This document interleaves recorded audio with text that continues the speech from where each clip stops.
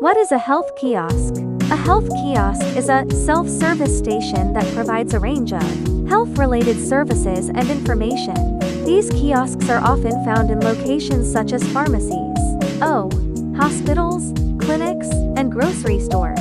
They can offer various functionalities such as 1. Health monitoring. Patients can check vital signs like blood pressure, heart rate, weight, and BMI body mass index. 2. Health assessments.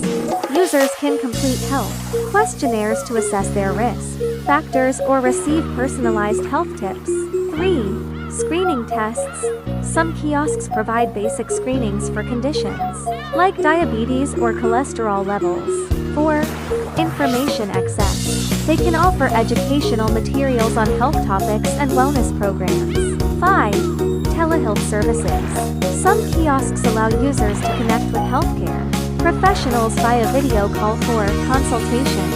Health kiosks aim to increase access to basic healthcare information and services, enhance patient engagement, and improve health outcomes by making health monitoring more convenient. The widespread adoption of integrated diagnostics. Medical self-service telemedicine kiosk has significantly improved the service, efficiency, and quality of community health centers.